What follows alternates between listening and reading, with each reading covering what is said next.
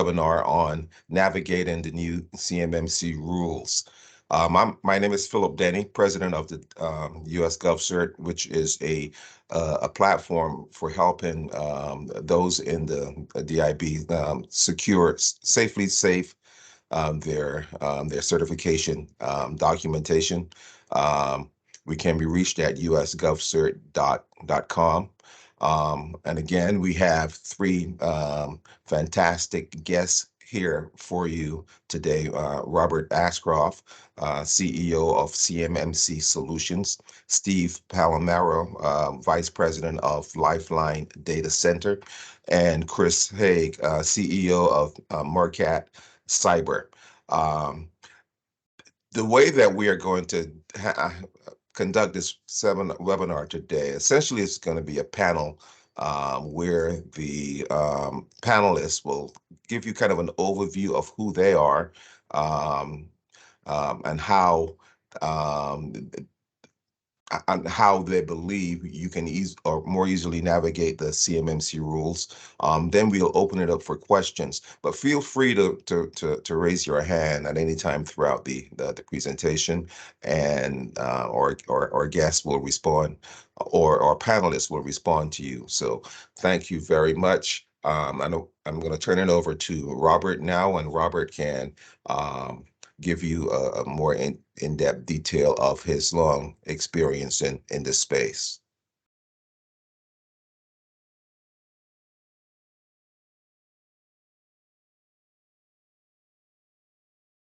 Good morning. So let's get started.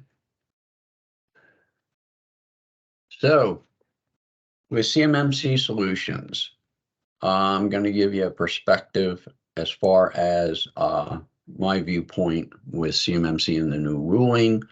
I've had over 30 years experience in dealing with cyber, doing anything from architecture all the way through auditing and assessing. Been fortunate to be able to be part of boards with NIST and also various IT risk auditing, all the way from being an internal auditor, external auditor, and a regulator. So just real quickly, I want to talk a little bit about CMMC, topologies, and understanding the CMMC framework, how you can get started right now. So let's do a quick CMMC overview. Department of Defense Cybersecurity Framework, which on December 26th came out with the new updated ruling, and defense contractors and third parties must comply with this as far as the dates. You'll see it in the contracts. People are flipping coins with that, but it will be coming up sooner than later. The big item is that with level 2, majority of the level 2s, you need a C3PAO to certify that you are secure. With CMMC, there are 3 levels of compliance. The first level is self-attestation. Level 2, as stated, you'll need the C3PAO, except for a few that can still self-attest.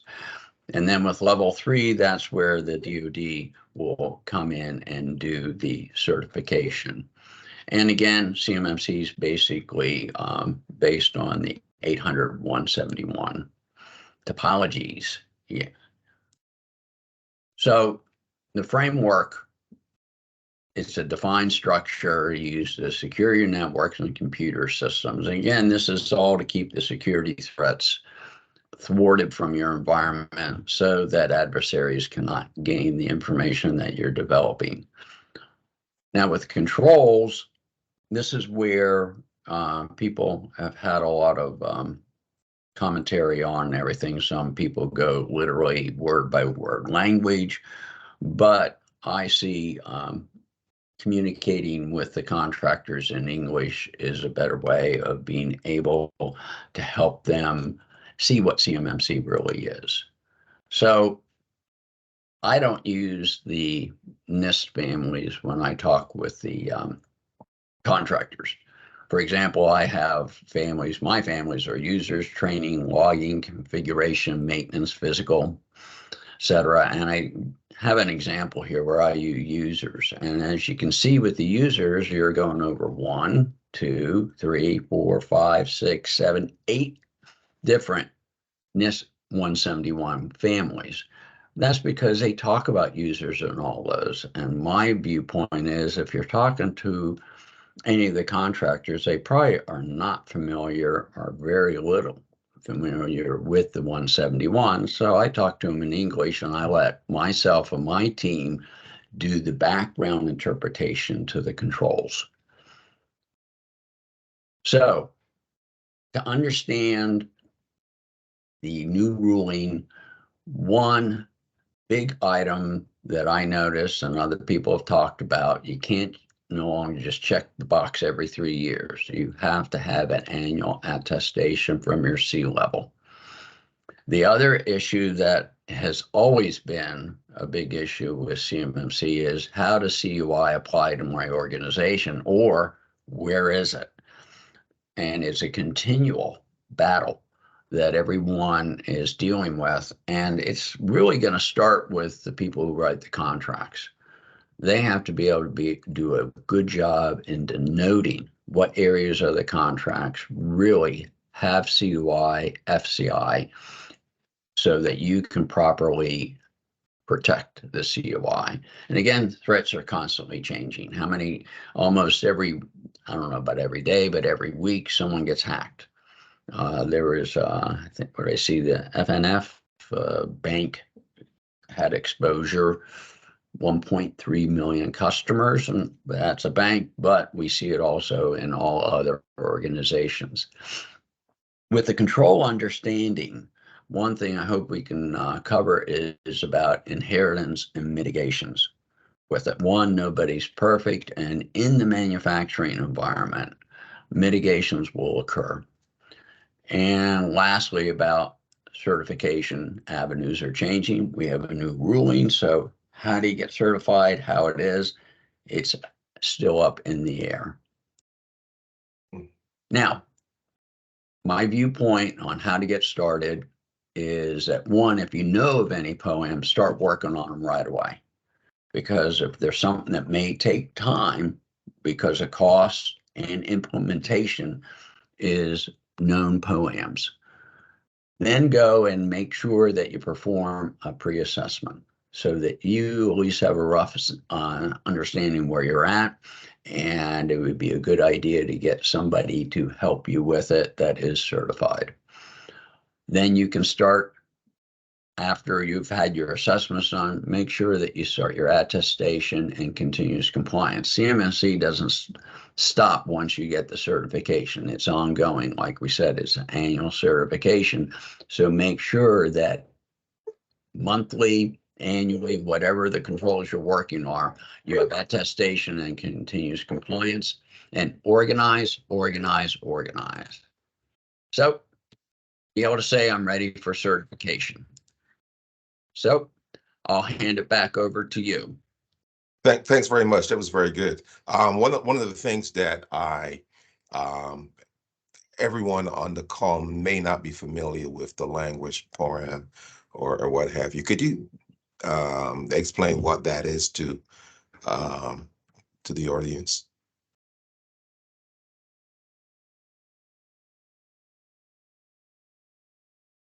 Robert, you're still on. You're on mute if you're answering. I'm sorry, but if in the background I have coonhounds and they're howling and I didn't hear you, I'm sorry. Yeah. All right, what was the question again? The question was the definition of POAM. What does that mean? Everyone on the call may not be familiar with. Plan of action. Okay. Plan of action management.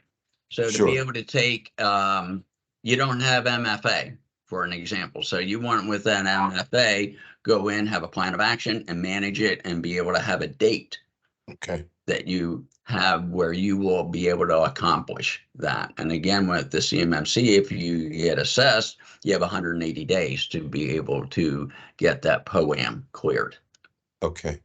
Thanks very much. Now, Steve, over to you. All righty, let me do a share here. You guys see my screen? Yes.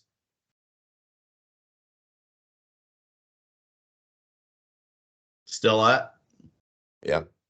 Awesome. So thank you, Philip and Bob. I can tell you from experience, because I work closely with Bob, especially with these small to medium size defense contractors that we work with, that he is it would take the whole webinar for him to give you his true experience. I know he's worked with, when he says he's got a methodology to interview users for the defense contractors for these applications, he speaks from experience, and he had to streamline because the large prime contractors that he's worked with and the big teams that he's led, he had to come up with a methodology.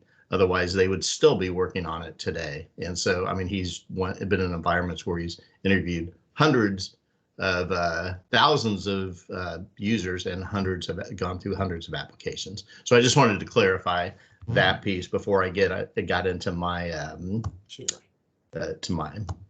So thanks again. My name's Steve Palamara, and I'll go through a little bit about my background. I am a vice president at Lifeline Data Centers, and it's a little rare that a data center is involved with these panels, and so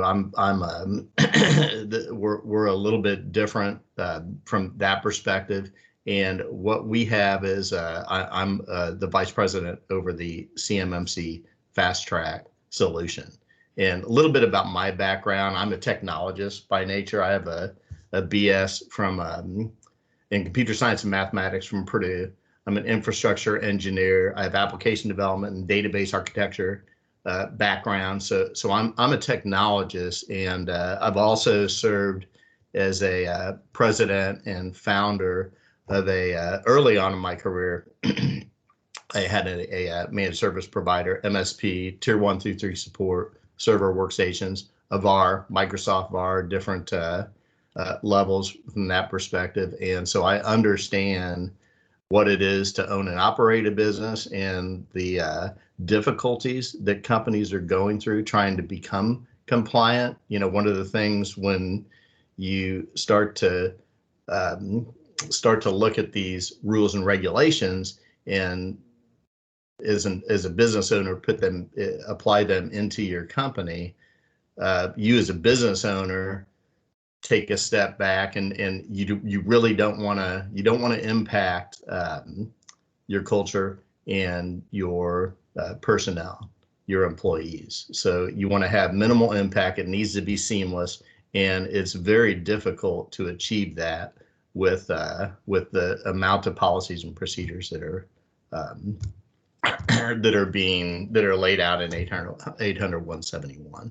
And so I have been working with CMMC back when it was 800-171 first release in the 2017 timeframe. So it was just released a little before that. Worked with hundreds of small to medium-sized defense industrial base contractors, and that's just a little bit about my background. We were doing gap in the early days of 800-171. We were doing gap remediation services, SSPs, IRPs, POAMs, and we'd register on DibNet.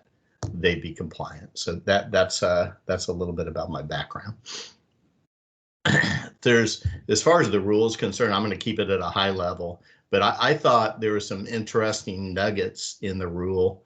One was, if you look at the 80,000 level 2 certification estimate, it's really low. And you know, if you look at some of the other webinars and you talk to other individuals and you just use your common sense of the flow down from the primes to the subcontractors to the MSPs to the MSSPs to the suppliers that these subs work, it can go 10 to 12 levels deep.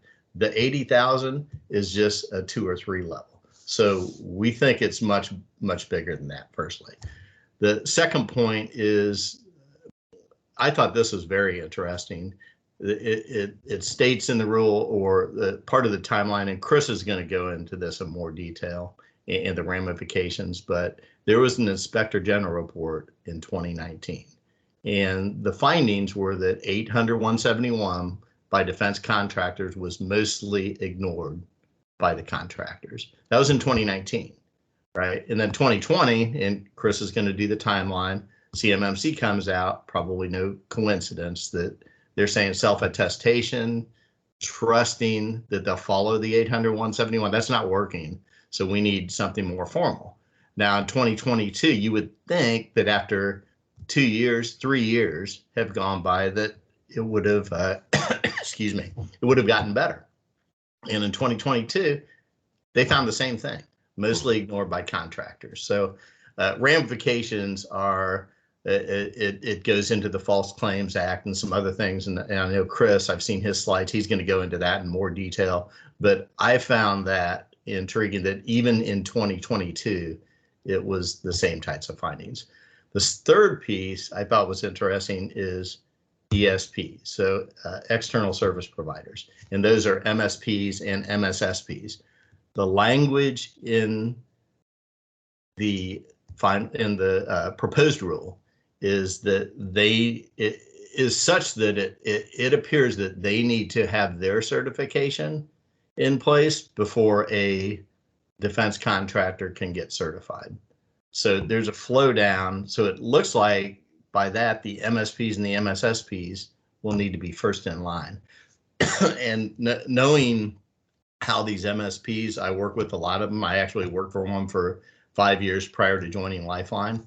And we were doing the 800-171 gap remediations. We were doing the MSP work, tier 1 through 3 support, MSSP services, SOC services, SIM services, soup to nuts, right? And what my experience with MSPs is that's going, firstly, it doesn't quite compute why the whole company would need to be level 2 certified, and even how that's going to be achievable. If you look at the defense industrial base, the contractors, they would have already been going down this path for quite some time, or they should have.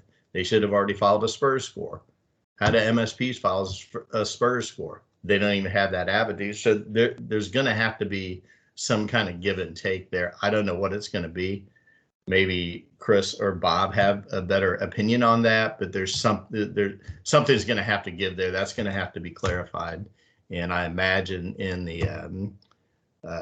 the next 60 to 90 days, the public comment period, we're going to see some information on that. The fourth thing, and it's buried deep in the rule, one of the webinars actually pointed this out, but I thought this was very interesting because back in 2017 and 2018 and 2019, we would tell companies that, hey, you should be doing this and getting serious about this. It will be a competitive advantage. Well, in the rule, they stated that if you may elect as a organization seeking assessment, you may elect to complete a self-assessment or pursue a certification assessment at any time after issuance of the rule. So that means right now, in an effort to distinguish themselves as competitive. So for efforts that require an ability to adequately protect CUI. So if you say distinguish themselves as competitive, well, it's not in the contracts yet. So what they must mean is that primes are going to be more likely to look at you first. So it will make a difference. And maybe even the DoD, before it starts showing up in contracts, will take that into account. Maybe you have a more likely time, maybe they give you a higher score, or it could be more likely you win a contract with that. So that's very interesting. That can be taken a lot of different ways. But I think that finally that we're to the point where it will be a competitive advantage. And yes, and we're going to talk about this, but I think it does make sense to look at doing a joint surveillance audit, even though the good news is that it translates once the final rule is published. And let's say, and again, Chris is going to do a timeline, but once the final rule is published in, let's say, Q1 of 2025, right, and it starts showing up in contracts and it's official, then the clock will start. You will translate that joint surveillance audit into a full-blown certification. But the 3-year clock would have started when you did joint surveillance audit. So if it was done today in January of 2024, 25, 26, 27, so it would be 3 years from that date, not 3 years from when the final rule is published. So that's a downside, but the upside, I think, is many. And then finally, and this is just a general consensus, that it takes about 12 to 18 months to get CMMC assessment ready. And I can tell you, just based off of that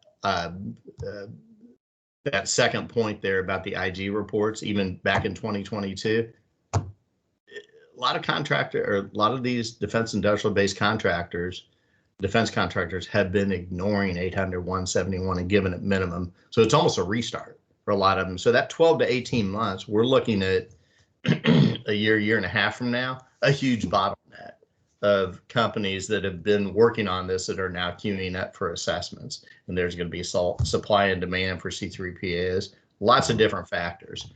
But if you look at the reason for that, and I touched on this earlier, it's not the technology. And I'm a technologist. The technology piece, the hardening of servers, the locking down of workstations, patching, updating, making sure that you have FITS validated equipment, all that stuff. If you spend the money, you can get that done in 2 or 3 months. Costs money. It's not cheap, but you can get it done in 2 or 3 months. But the piece that's tough, that is the culture change, and it's the policies, procedures, evidence, that's the biggest bottleneck, and that's what takes that 12 to 18 months. That's what pushes it out. Now, mature VDI solution with the shared responsibility matrix, I'm going to show you an example of that. It can reduce the culture shock dramatically, because you're inheriting from the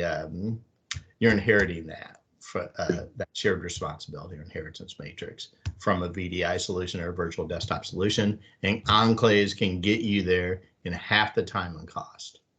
Okay. And I'm probably running out of time, but I only have a couple more slides, Philip.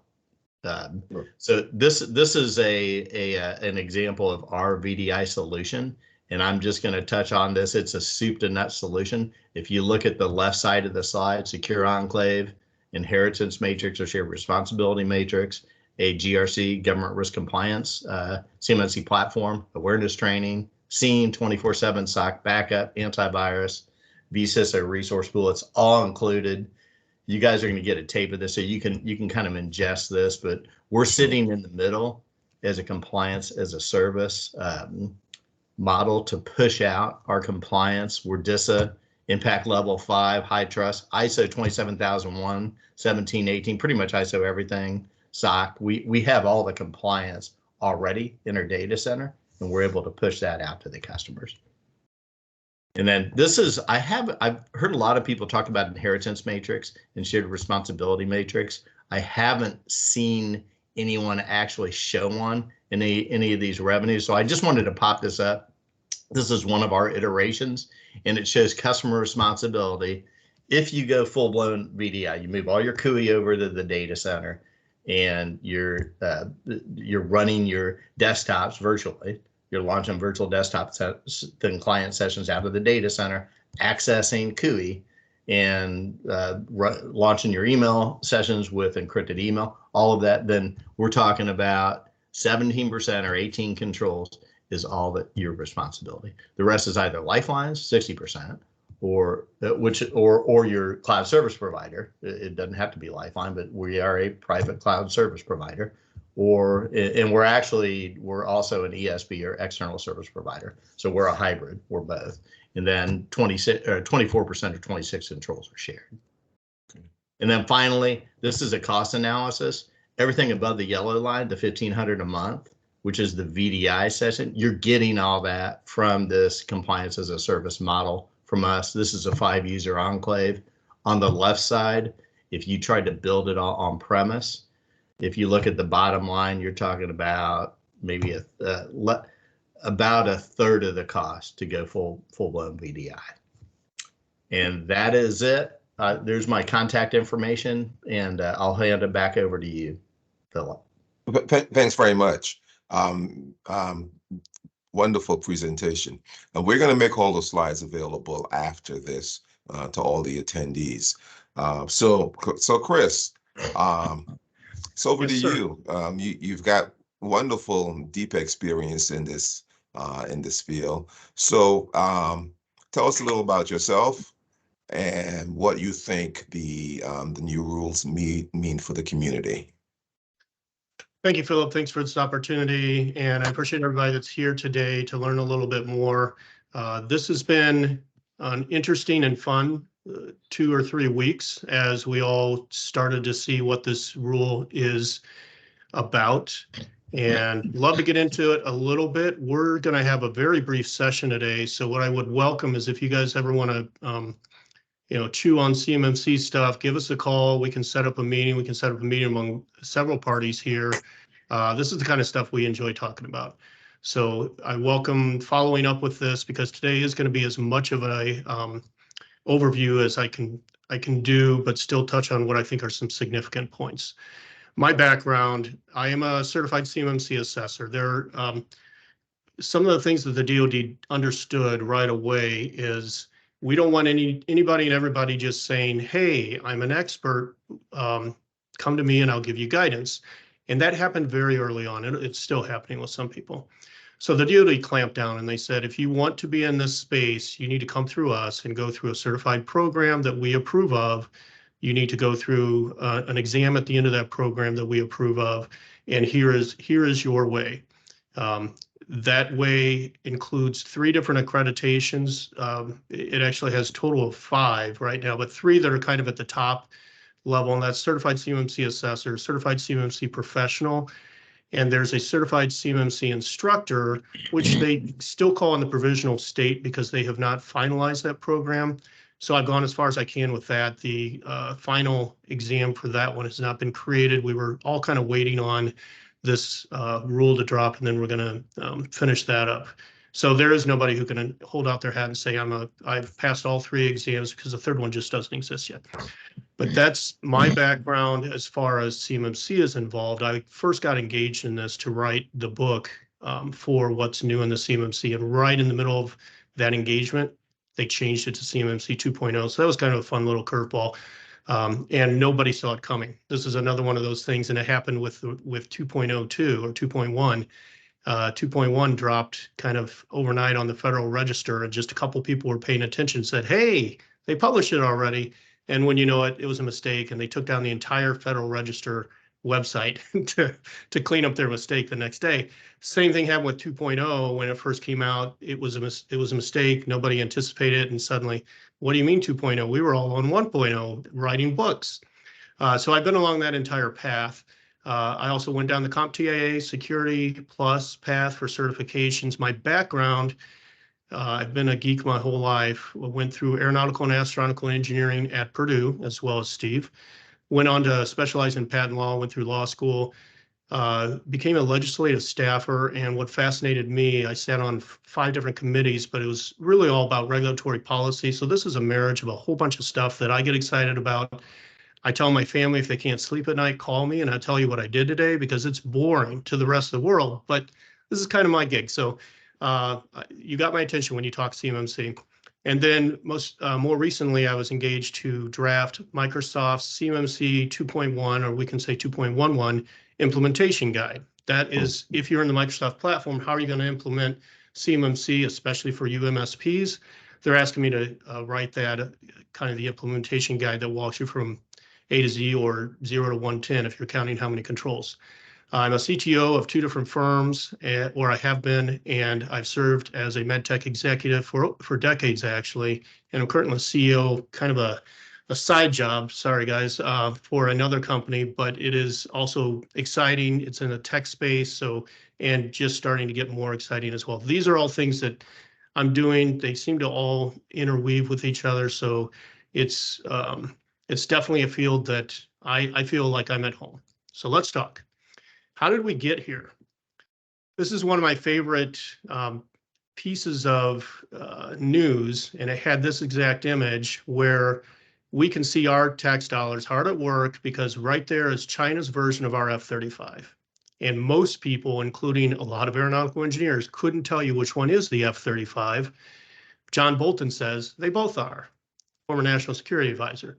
I've provided a link to the article there just to make things easier. I've used a link through Meerkat Cyber, that's our firm, that you can just go to that link plus F-35 or that link plus the China hack. That's the actual lawsuit that resulted from this, to get a little bit more information. But here's why we're here, because these kinds of things have happened. By the way, the Chinese J-20 is the one on the top. What happened after this was the FBI said, we got a problem. They have our exact plans. How did we get here? And they went to both Boeing, Lockheed, all the subcontractors. Did something happen that you didn't tell us about? They literally didn't know how this happened. But they went and finally got a Chinese national, his name was Su Bin, and they were able to figure out how much data he dumped. It was 220 megabytes of data that he was able to infiltrate. Didn't work for either company, didn't work for the subcontractors, but was able to get into their systems. The exact plans and everything else became part of the lawsuit. That's that second link right there that you can see. Wow, these guys literally just took everything we spent billions on and took it to China. So the China said, thank you very much for your tax dollars. We'll do the same thing. It doesn't stop there. Forbes has estimated IP theft at $600 billion annually, and it is not getting any easier. So what does the CMMC say? Well, the proposed rule right now, and you can go right to this in section 170.1, here's the purpose of the CMMC program. We need our contractors and subcontractors to actually demonstrate that what they're doing when they're processing, storing, or transmitting CUI and FCI is adequately safeguarded through the methodology provided in the rule. And this is critical because a lot of this stuff, 171 has been around for years. A lot of these requirements have been around for years. Now we need to show that you're doing it, not just tell us, yes, I self-attest that you're doing it. We're going to talk more about self-attestation, but that's the critical difference here is the DoD said, yeah, that's not working. Self-attestation probably needs to be backed up with prove it, please. And that's our prove it, please path that we're on now. So how we landed here turns into CMMC takes flight. Here are some of the things that have happened. I'm going to go quickly because what really matters is where we are today. But back in 2016, in the dark ages, we had revision 1 released of 171. What is 171? The DoD worked with NIST to come up with a set of controls that they said, man, it would be really hard for all of our defense contractors to do everything that we ask of federal agencies. That's SP 853. But can you give us a subset? And we'll work with you. Let's develop a subset that we think is important enough to get them at least locked down and semi-safe. Maybe not as safe as the DoD's actual computers, and hey, those get hacked into too, but something close. So they came up with this subset, that's 800-171. Then they started passing more regulations to say, look, we want all DoD contractors to comply with this. That became DFARS 7012. And give us an SSP. And oh, by the way, if you have a subcontractor who's touching any of that sensitive data, this flows down to them too. And because that's your subcontractor, you've got to make that part of your contract. It's not our problem anymore, it's yours. So they start to shift responsibilities on the contractors. Well, meanwhile, one of 6 DoD reports came out. This is the Inspector General, and the name is actually Robert Stork. Stork comes out with a report and says, the contractors are still not complying. What do you guys want to do? They appear in Congress with this IG report, Inspector General report, and Congress says, DoD, come up with better solution here because you required compliance. You said, hey guys, we need you to sign up. We need an executive to sign off and promise that we're doing this, and it's still not being done. So CMMC comes out and it's released as interim final, which means this is kind of urgent to the DoD. That's the status of this rule. And in that, for the first time ever, they said, guess what? Your self-attestation is not important to us anymore. It's critical, and we're going to hold you liable to it, but we're going to come in. So that was the essence of CMMC 1.0 is we're going to come in with a third party, which we're one, that can do this assessment for the DoD under the DoD's exact guidelines, trained by the DoD to make sure you're doing what you're supposed to be doing. Then there's DFARS 7019 that came out same year, and it said, we are requiring for everybody who's doing this a self-assessment. So I want you guys to be on the hook. DFAR 7020 says, okay, we're also going to be able to assess you. We can knock on your door. In other words, and this is happening, we can knock on your door at any time if we think this is kind of a critical project maybe, or hey, it's amazing that you scored a perfect score. And we just saw that. They will knock on your door. So if you are scoring yourself, and this is called a SPUR score, we'll talk about it, and you get a perfect score, beware that that's really hard to get. And if you got it on your first try, the DoD may just come calling and saying, can you kind of show us how you got to perfect? And we've had people consult us. We didn't tell them to do the perfect score. This is after the fact. And they've asked us, what do you think if DIBCAC, which is the assessment arm of the DoD, if DIBCAC wants to come see us, what does that mean? What was your score? It was perfect. There's your problem. That's because you submitted this perfect score. Your SSP doesn't even match NIST 171. They're wondering how you did it. So be aware, guys, the DoD's paid attention. They have the right now, and it's through contracts and it's in the law.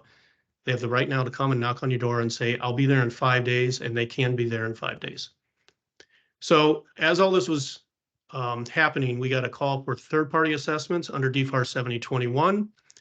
Then CMMC 2.0 released. Again, surprise, everybody was thinking we're on 1.0, and we had a whole lot of feedback. 2.0 arrives, and they took a lot of that feedback into consideration and modified it. And at the same time, the DoD said, hold on, give us 2 years, and you're going to have your final rule. So many people said that's not going to happen. You know, there are a lot of haters of CMMC. Many were telling us it's going to go away. It didn't in exactly 2 years. They have the final rule that was released. Halfway through that, another Inspector General report came in, the 6th one, and it said contractors are still not complying. Or I'm sorry, 5th finding, contractors are still not complying, and this just solidified. We're on this path. We've got to do something to make sure that our sensitive data, these F-22 specifications, et cetera, and there's some stories about how simple, even how many sandwiches you're preparing for the troops. A lot of people think, who cares? Making sandwiches, my data is not important. Guess how we found El Chapo? The US did that. The US found El Chapo because they said, who just ordered a whole bunch of tacos? It's like 110 tacos. Follow that truck, because how many people can afford that? There's El Chapo at the other end of that. If people know, if our enemies know something as simple as how many tacos we're supplying to our troops, that's sensitive information. So all this stuff needs to be protected. That's considered as basic as federal contract information or FCI. It's still sensitive. It still puts our troops in danger. We can't be letting that information out. So a lot of the people on this call will care about, what about me as a small business? How do I play into this? Because I've heard horror stories. And here's what the DoD has said about us, the defense industrial base. Hey, you're 74% of the defense industrial base, the DIP. We want to help you. But one of the things you guys have been telling us for years and years now is you're doing this. So not much of a lift, right? That's one of their first responses is, you've already done it. You told us you did it. You self-attested. So it shouldn't be that much more for us to come in and assess you to confirm that you're doing it, right? And that has caught a couple people up to say, yeah, you got a point. But the DoD still, in this rule, this is an interesting takeaway, said on average, a small business, small to medium-sized business is going to spend $105,000 per assessment period. This is all speculative. I don't know what it's going to look like. A lot of people think it might be more. There are some solutions. I like Lifeline. We were introduced to them 2 years ago, and I think they're doing a great job. They can reduce that cost for you and they can make it predictable. Another thing I love about solutions like Lifelines is they can give you a budget. Now you can go and bid on these contracts and you can say, I know what it's going to cost for me to do business, because I know exactly what it costs for me to be hosted in Lifeline solution, for me to have consultants that are going to come in and make sure I'm compliant. Almost nobody's going to do this in-house. So make sure you're looking at these options that are contractual that you can enter into and get compliant. The SBA, the Small Business Association, for all of you small businesses, they also bless this already. So this has been reviewed before this rule was published. You're not going to get any teary eyes at SBA to say, oh my gosh, I see what you're talking about. This is a necessity. They know it. They've already said the rule is the best way to do it. So the DoD has an Office of Small Business and Technology Partnerships. They name it in the rule. They said, we're going to build up our support there. That's something else for you guys to look at. And remember this, again, anybody who's been in this space has already been required to do this. So if you're saying, Matt, man, this is such a big lift, you may want to revisit what you've been telling the DoD. Okay. Here are some of the things that are going to be critical for you to consider. The DoD, after listening to comments, this is for 60 days, they're listening to comments. That time runs up in February 26th. They think this is urgent. Guess what? We happen to not be friendly with China or Russia right now. So we're probably a high mark for a lot of other countries. There are people that just don't like us for some reason. I believe the DoD will not take the longest amount of time or even the average amount of time to take this to a final rule. They're going to take the comments. They've already taken all the comments from 1.0, and they're going to say, here's your final rule. Then you have this appearing in contracts by their schedule, and they got a 4-tiered implementation starting within immediately in 6 months and then 12 months. But the thing is, when it's in the contract, you're supposed to already be ready for that. So if this is going to finalize this year, when should you be ready? You should have started already. Or start finding a solution where somebody else started for you. And again, Lifeline's a great example. They've started on this path for you. They've started to listen to CMMC 2 years ago to say, man, we need to get compliant ourselves, and they're there. That can help you get there much faster. Who else is driving this timeline? The primes. The prime contractors are already getting certified, and they're already saying, did you guys read? We will lose our contract if our subprimes, if our subcontractors are not certified. So the primes are saying, go get certified now to the subs. And that's actually most of our business, because the subcontractors are under this go do it now or lose my biggest prime that sends me business. Yeah, the primes are telling them that. And the problem is, the rule says they can lose contracts, they can be subject to fines, and it's the prime's fault if the subcontractor, they don't say it's the subcontractor's fault, it's just they put it on the prime. It's your fault that your subcontractor isn't certified. But likewise, here's the blessing in disguise. If you're a subcontractor, your best marketing is to say, I'm certified. Because guess what? You're 1 out of 100 right now. So go out there, get this done. The DoD has set up a way through DIPCAC, these joint surveillances, that you can get this done now, even before the rule is final. Go out there and start prepping for it. It's going to take you months. It's not going to be, I flipped a switch and I'm ready next week. And then after that, you call up DIPCAC or one of these certified assessors. It's going to be months before you get on their list. So there's a lot of backlog. Highly, highly encourage, get involved now. Start this process. Here's some things that are happening in the background and observation in parallel with the rule. There's a False Claims Act, which is also called Lincoln's Law. Dates back to Abraham Lincoln. That's where it gets its name. What Lincoln found is when the North versus the South was ramping up, we had a problem with people selling the government stuff and not carrying it through. Yeah, I'll take your money, and I may or may not provide what I was supposed to provide.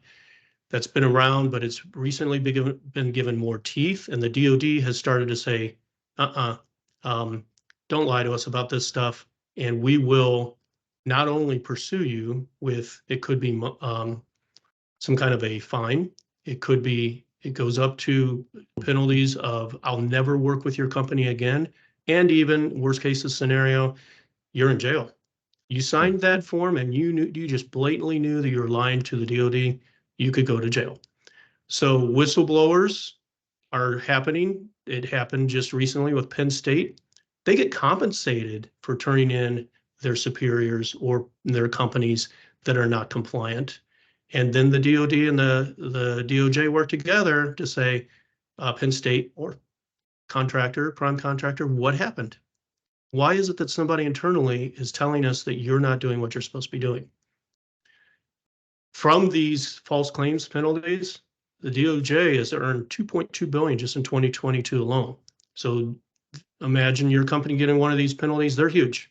And it sure helps the DOJ, helps the DOD, and the DOD wants there to be a stiff penalty. Do your job. Go out there and make sure you're doing what you're supposed to be doing that you told us you were doing. Verizon's another one. Verizon falsely told the DOJ that there were security standards in place with their internet, and they weren't. $4 million penalty. We talked about the potential penalties. I want to turn to some of the key takeaways that the new rule, we saw a preview of it back when this accidentally was published in July. Again, took down the entire website. But what we now know, security protection assets are going to be assessed. What does that mean? Anything that provides a security function previously was not going to be assessed. Now it is. And it doesn't matter whether these assets process, store, transmit CUI. That's a big one, because if you are using some kind of a service out there that is helping you with your security, and we can get into the weeds, that there are 52 examples I can think of. But if you're using some kind of a service, even if it doesn't touch your data, but is providing security, it just became part of the assessment. That's what this means. That's a big change, and that makes everybody think, let me look again at my configurations. Operational technology went the other way. This is, think of the guys that are helping manufacture parts for the F-22. Well, it used to be that all their CNC machines, everything that they were using considered operational technology needed to be assessed. They've said, you know what, that's kind of like sophisticated drills. We'll pull that out of the assessment within boundaries. Of course, anything that's networked and working with them, that's different. If the network is carrying CUI and that kind of stuff, we're going to still assess that. But the operational technology itself, they backed off from that. That's in the comments on page 34. One of the beautiful things about the rule, by the way, is they responded to all these comments from CMMC 1.0. So the first 50 plus pages, actually 32 to 66, are responses to previous comments. If you guys want to understand where the DoD is with something you've been thinking, I hate this CMMC program, I've hated it for years, go to page 32 to 66 and read what they've said. They've probably answered your complaint or your question in that, and you'll see where they're going. And you'll see it's pretty black and white what their responses were. So read the rule. Some other quick things, cloud service providers, CSPs, that's been defined.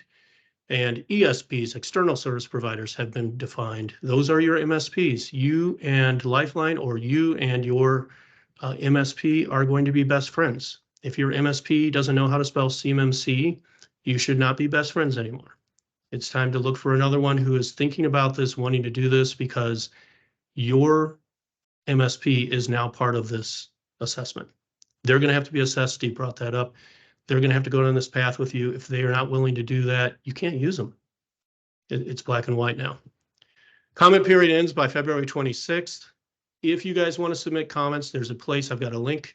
You can send them to one of us. We're all going to be kind of bringing together comments and comparing and discussing how to distill what we really want to say.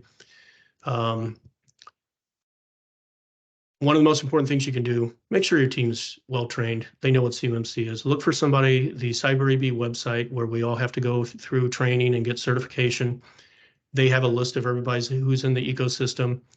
We've seen $100,000 mistakes. Just a simple bad recommendation where the assessor comes in and says, why would you install that? Because it was compliant. No, it wasn't. They hired the wrong people. Make sure you know who you're hiring and make sure they're well-trained. If you fail your first assessment, you go to the back of the line, you pay for it again. The back of the line will probably cost you your contract. So those are critical decisions. Make sure you're working with good people. CMMC is getting bigger. Another huge point here, Canada's already said they're number one to jump on this because they've got a bunch of subs that work for our prime contractors. Canada's going in, UK is going in. They announced that at our cyber summit back in the fall. Israel's in, Japan's in, Mexico's looking at it. Australia, et cetera, et cetera, et cetera. This is becoming big enough that anybody who is in this democratic side of the world is saying, yeah, I think the DoD is doing this right. Let's go down this path. And then we actually had somebody from the DoD mention that expect this to move over to all federal agencies. It's not just a DoD thing. It will go to other federal agencies. If you want to do business with the federal government and eventually states, you're probably going to see CMMC. So that's how big this is going. Last point about this, comment period ends February 26th. I've given you a link to get exactly to where that comment can be submitted. That is also the CMMC new rule. You can reach out to us at Meerkat.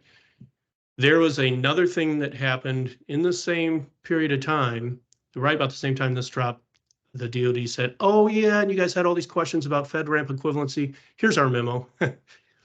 It got really hard to be FedRAMP equivalent. They basically said, you better score 100% and you better be certified by somebody who certifies FedRAMP. So where before, if you were working for a government agency, they could actually give you a pass. This just became, you get no pass. You don't get a deviation. You have to be 100%. So all these things translate to, there's a lot to digest here, a lot to take in.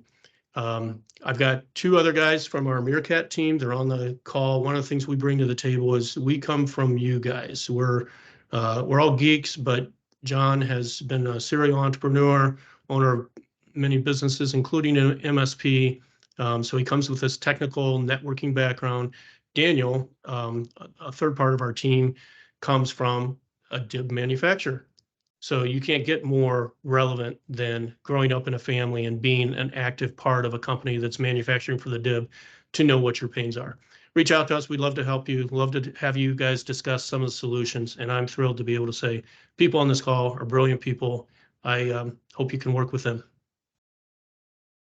Thanks very much, Chris. That was an excellent presentation.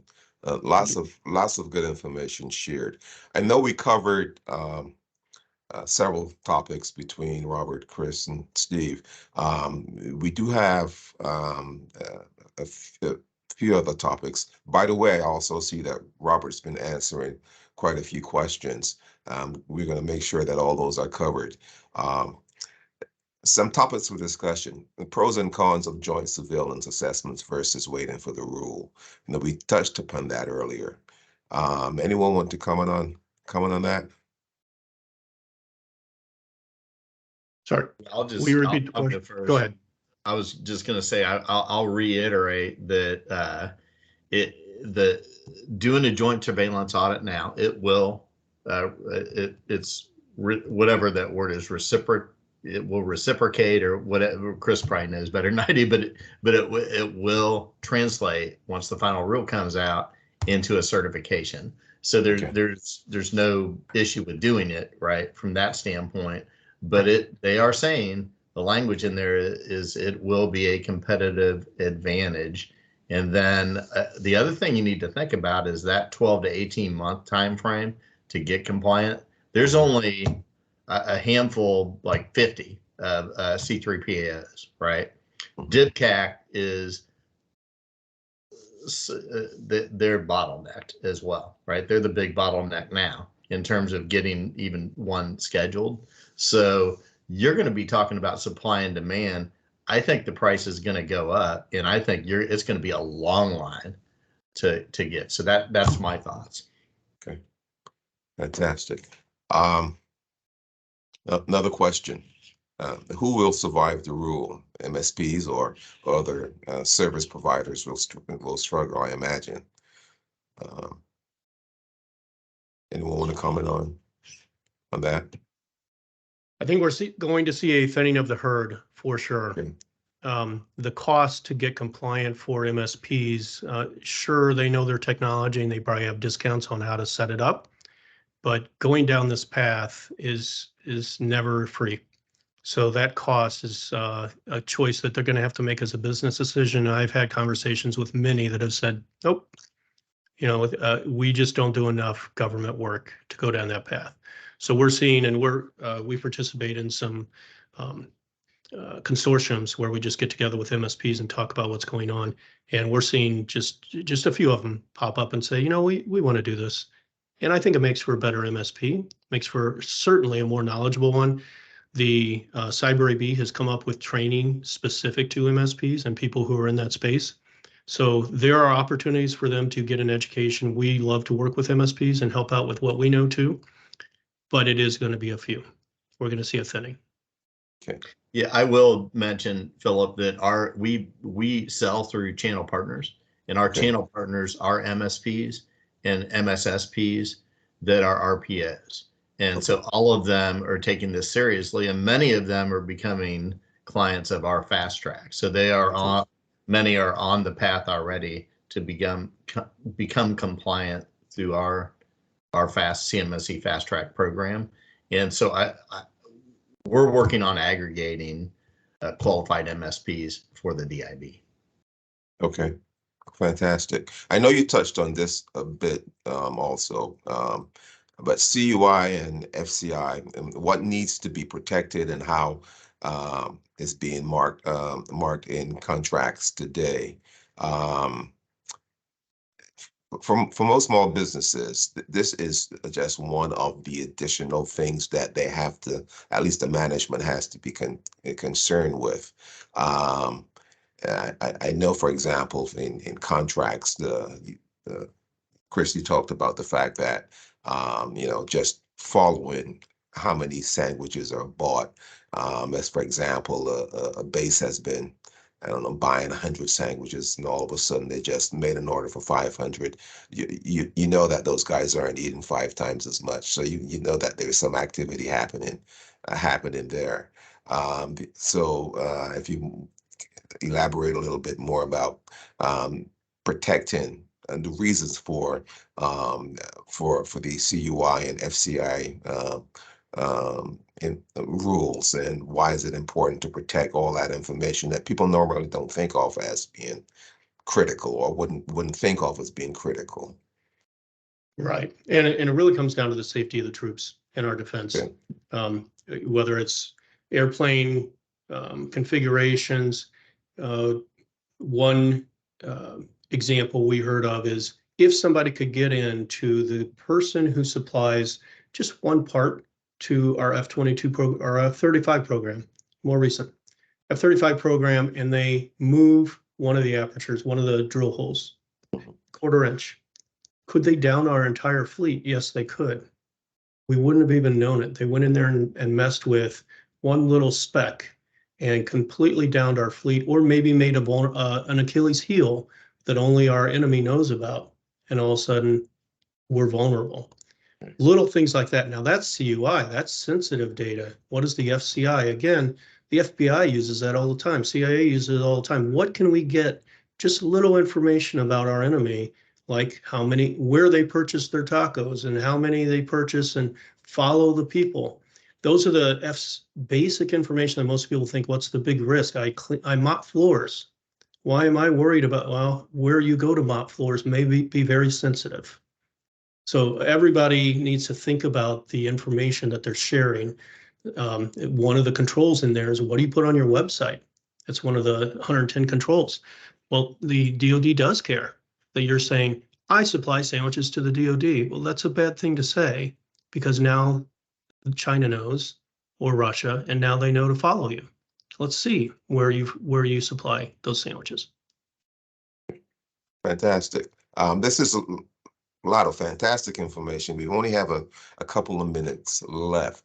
Any closing statements, anything you want to leave the audience with?